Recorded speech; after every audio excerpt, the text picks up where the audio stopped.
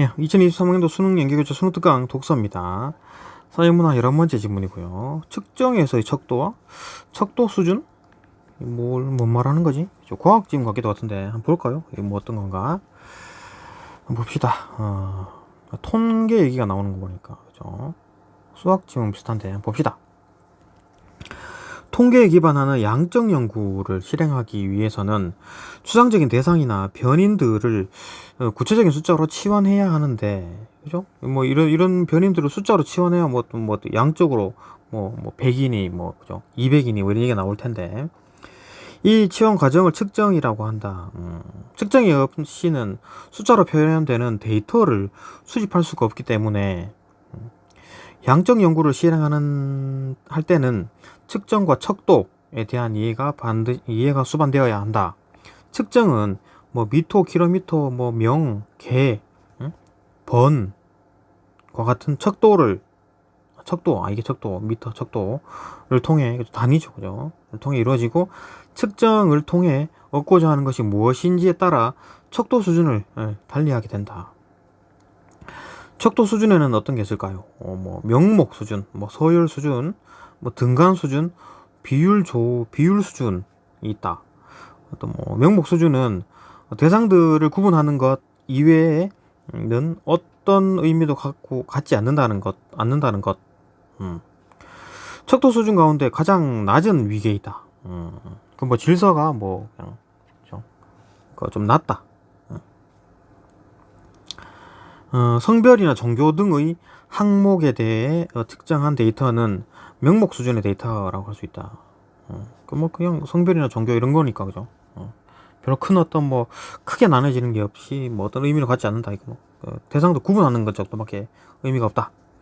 명목 수준에서 각 선택지는 등가성을 가지며 서로 중복되지 않아야 한다는 상호 배타성과 모든 대상을 포함해야 한다는 완전 포괄성 이라는 기준을 동시에 만족시켜야 한다.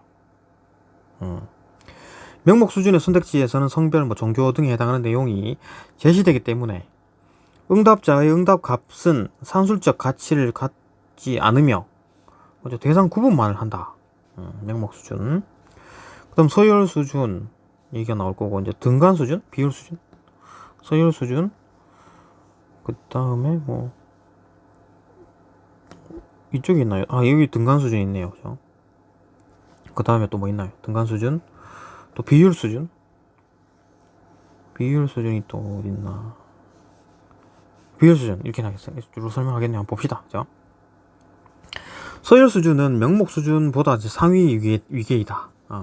서열 수준이란 대상들 간의 순서를 측정하는 수준을 말하는데, 각 선택지에 대해 응답자가 부여한 서열은 산술적 가치를 갖고 있는 것이지만 이 값이 각 선택지에 대한 점수를 의미하는 것이 아니기 때문에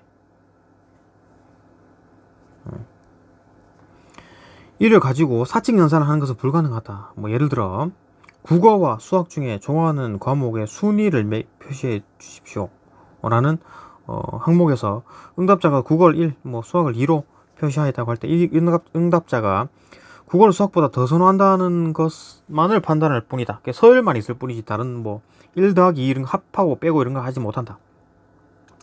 서열 수준보다 상위 그죠. 하여튼 뭐 응답자가 국어를 수학보다 선호한다는 것만을 판단할 수 있을 뿐이다. 서열 수준보다 상위 위계에 있는 척도 수준은 등간 수준. 등간 수준?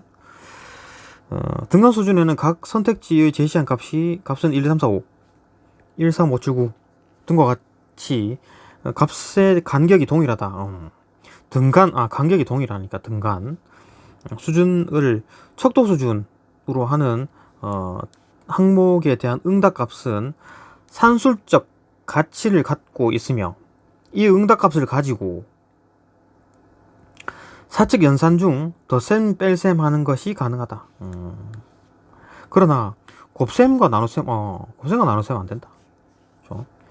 어떤 대상의 속성을 측정하기 위한 등간 수준의 간격이 똑같으니까 수준의 항목에서 응답값이 3인 경우와 비교했을 때 응답값이 9인 경우가 해당 속성의 3배, 몇 배로 한다 이런 거 얘기하지는 못한다는 거죠. 그죠?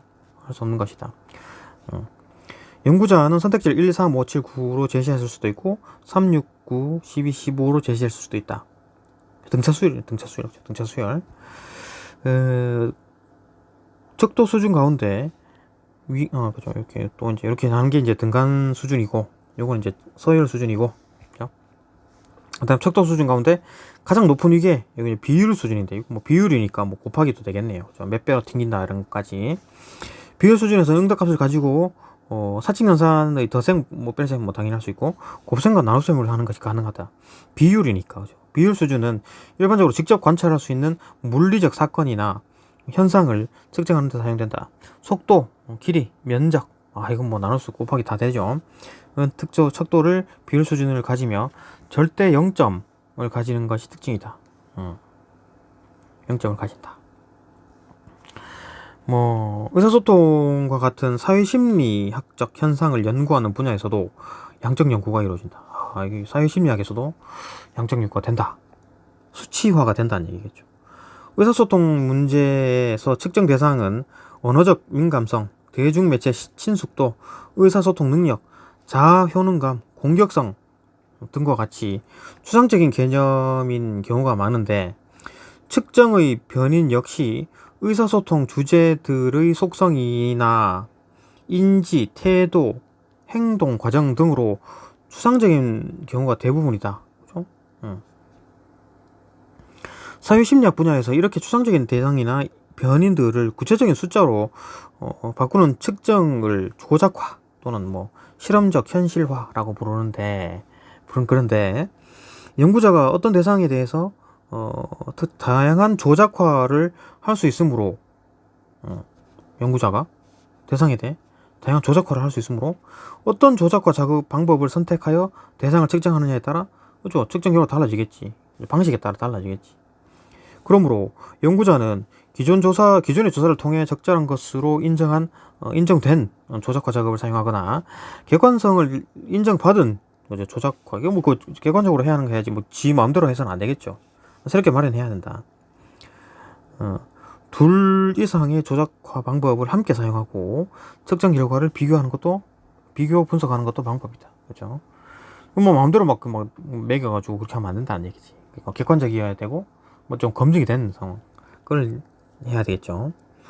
의사소통을 연구하는 사회심리 분야에서 조작화를 할 때 가장 많이 사용되는 것이 리커트 척도. 개발자의 리커트의 이름을 딴 것이다. 선택지에는 동의한다, 동의하지 않는다, 그렇다, 그렇지 않다 등을 배열한다. 연구자는 각 선택지에 점수 값을 부여하여 이를 통해 측정 결과를 도출한다. 리커트 척도에서 5점이나 7점 척도가 주로 쓰이는데, 각 선택지 점수 간격이 항상 동일하지 않기 때문에 서열 수준의 데이터를 수집할 때 많이 사용한다. 서열 수준의 데이터. 그리고 의사소통 분야에서 오스굿의 의미 분화 이론에 기반하고 있는 어의 차이 척도도 많이 쓰인다. 어의 차이 척도. 이 척도는 어떤 사물이나 사람의 이미지에 대한 평가, 능력, 행위 등의 주관적인 의미를 측정할 때 주로 사용하면 되는데, 선택지 양극단에 이제 약한, 강한, 뭐 큰, 작은 등과 같은 상반된 입장이 나타나는 형용사를 배열해 양극단 사이에서 해당 속성에 대해 평가하는 척도라 할 수 있다. 이건 뭐 OX는 저기 리커트 척도고, 여기다 점수 매기는 거죠. 근데 뭐 오스굿, 어의 차이 척도는 뭐 약한, 강한, 뭐 이런 식으로, 그죠? 평가하는 척도라 할 수 있다. 어의 차이 척도는 리커트 척도 마찬가지로 연구자가 각 선택지에 점수값을 부여하네요. 하여 뭐 서열 수준의 데이터를 수집할 때 많이 사용된다. 통계에 기반하는 영적 연구 결과는 믿을 만한 경우가 많지만, 측정 과정에서 오류가 발생하여 신뢰도와 타당성이 떨어지는 경우도 발생할 수가 있다. 그렇죠? 신뢰도는 일시적인 오류 발생과 관련된 것으로 응답자의 개인적인 특성으로 인한 오류, 그 다음에 조사 시점, 상황으로 인한 오류, 그 다음에 자료가 수집된 상황으로 인한 오류 등이 발생하면 신뢰도에 문제가 발생한다. 타당성은 목표에 부합하지 않고 비체계적인 측정과 관련된 것으로 타당성이 결여된 측정은 다시 조사를 해도 계속해서 우리가 봐서 타당성이 안 맞으니까 백날 안 되는 거지.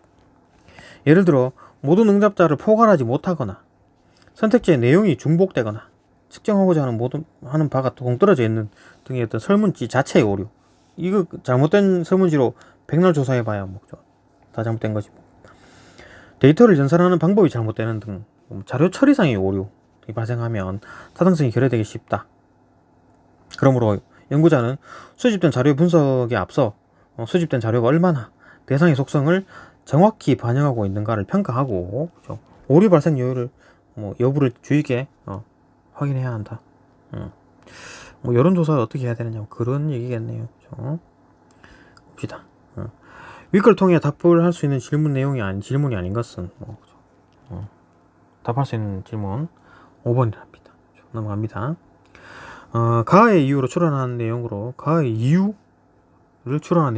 가장 적절한 것은 추론. 그죠? 답은 4번이네요. 그 다음에 또 3번 봅시다. 보기는 설문지의 문항 일부이다. 윗걸 참고하여 보기를 이해한 내용을 적절하지 않은 것. 성별은 무엇입니까? 저거, 그죠? 이런 식으로 쭉 표시를 한다. 그럼 여기서 잘못된 것은 답은 5번이라 그러는데요. 5번 한번 봅시다. 설문지 5번은 어쩌고. 그죠? 크게 한번 볼까요? 됐죠? 답 5번이랍니다. 5번. 또 넘어갑니다. 그 다음에 4번. 기억 내용의 공통점으로 적절하지 않은 것은 답은 5번이라 돼 있고, 또 넘어갑니다. 5번. A를 바탕으로 추론한 내용으로 적절하지 않은 것 추론. 답 5번이네요. 넘어갑니다. 6번. A와 바꾸어 쓸 수 있는 말로 가장 적절한 것은 고안해야 한다. 오케이. 예, 또 여기까지 보고 또 다음 질문으로 넘어갑니다.